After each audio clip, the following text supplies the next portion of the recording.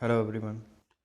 तो आज हम चर्चा करेंगे कि आखिर ये महंगाई कम क्यों नहीं हो रही है और इसने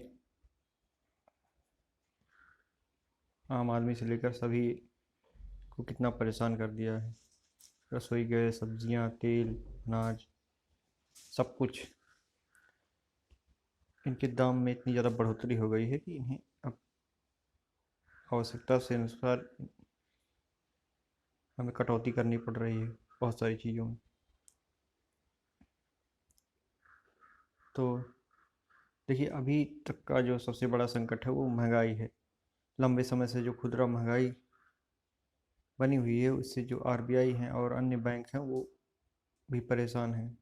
ये आरबीआई की जो मौद्रिक नीति समिति एमपीसी है उसने रेपो रेट दर आधा फीसदी और बढ़ाकर ये संदेश दे दिया है कि वो चाहे जो हो जाए उसके जो प्राथमिकता है वो महंगाई पर काबू पाना है। तो चालू वित्त वर्ष 2022-23 में यह तीसरा मौका है जब आरबीआई ने अपनी रेपो रेट बढ़ाई है। पिछले 3 महीनों में रेपो रेट जो है वो 1.4% का इजाफा हो चुका है और इस समय यह 5.4% पर आ गई है। केंद्रीय बैंक के इस कदम पर हैरानी नहीं होनी चाहिए, क्योंकि कुछ समय पहले ही आरबीआई ने हमें इस बारे में जानकारी दी थी कि उसके जो प्राथमिकता है वो महंगाई पर काबू पाना है और उसके लिए वो हर संभव प्रयास करेगी। तो कोरोना महामारी के कारण जो आर्थिक हालात बन गए थे उससे निपटने के लिए मई 2020 में जी हाँ आरबीआई ने रेपो रेट जो है 0.75% घटा दिया था। लेकिन उसने कहा था कि नीतिगत दरों में वृद्धि को और टाल पाना संभव नहीं है, इसलिए मई में एमपीसी ने नीतिगत दरें बढ़ाने की दिशा में कदम बढ़ा दिया था। देखिए, मुद्रास्फीति को जो रोकने के लिए ना मौद्रिक उपाय के तौर पर सबसे बड़ा हथियार नीतिगत दरों में बदलाव ही है। इसमें कोई संशय नहीं होना चाहिए कि जो है इस समय का सबसे बड़ा संकट महंगाई है और इससे आम और खास सभी आदमी परेशान हैं। ये जो मौजूदा वित्त वर्ष है ना उसमें एमपीसी ने मुद्रास्फीति 6.7% रहने का अपना अनुमान बताया है और यह भी कहा कि आने वाले समय में जो है वो महंगाई कम होने की कोई चांसेस नहीं दिख रहे हैं। देखिए, इस समय जो साल की तीसरी तिमाही है उसमें भी जो खुदरा महंगाई दर है वो 6% के ऊपर ही रहने के आसार हैं। ये थोड़ी बहुत सुधार भी होता है तो इसका प्रभाव जो है हमें चौथी तिमाही में अवश्य ही देखने को मिलेगा। साथ में जो दुनिया के अन्य देश है वो भी महंगाई से परेशान है, तो हमें ये नहीं सोचना चाहिए कि ये महंगाई जो है सिर्फ भारत में ही है और हम भारत सरकार को ही कोसते रहें। देखिए, दुनिया के कई देशों में महंगाई का रिकॉर्ड टूट गया है, यूएसए से लेकर यूके, चाइना। चाइना में इस समय फाइनेंशियल क्राइसिस जैसे हालात उत्पन्न हो गए हैं। यही नहीं, पाकिस्तान आर्थिक संकट में पहले से जूझ रहा था, श्रीलंका भी आर्थिक संकट से जूझ रहा है और ऐसा माना जा रहा है कि बांग्लादेश भी आर्थिक संकट में आ सकता है। इतना नहीं, जो यूके के रेस्टोरेंट है, ब्रेग्जिट होने के बाद इंग्लैंड में रेस्टोरेंटों की हालत बहुत ज़्यादा ख़राब हो गई है, होटल और रेस्टोरेंट की। तो इससे ये अनुमान लगाना कि हम इतना हद तक बचे हुए हैं ये काफ़ी अच्छी बात है।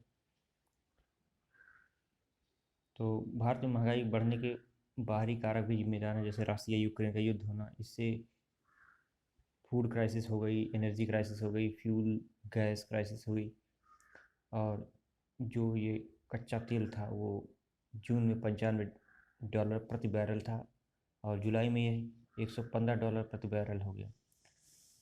जून में खुदरा महंगाई 7% थी, जो जुलाई में 7.79% हो गई। इन आंकड़ों से साफ हो रहा है कि महंगाई पर काबू पाना अभी इतना आसान नहीं है, लेकिन फिर भी नीतिगत दरों से में जो वृद्धि की गई है उससे कुछ हद तक तो हम इसे टाल पाएंगे।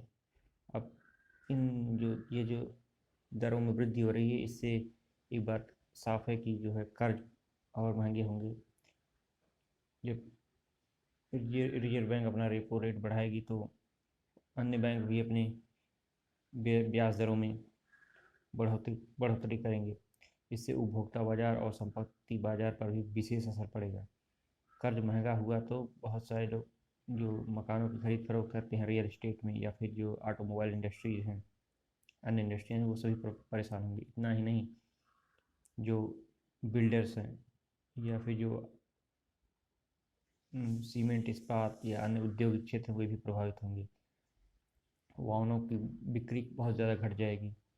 और इस समय सबसे बड़ी चुनौती ये है कि अगले 2 महीनों में सभी त्यौहार भी पड़ेंगे, तो ऐसा माना जा रहा है कि हो सकता है कुछ हद तक हम इन्हें संभाल पाएँ, लेकिन देखते हैं कितना संभाल पाएंगे। और ऐसे में बैंकों के सामने यह भी चुनौती है कि कर्ज कितना महंगा करें कि जो सप्लाई और डिमांड का बैलेंस है वो गड़बड़ाए ना।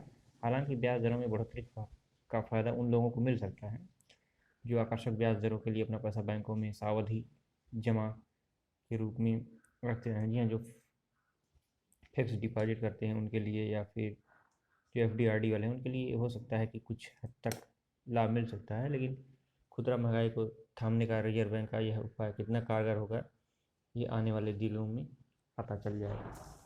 तो चलिए देखते हैं हम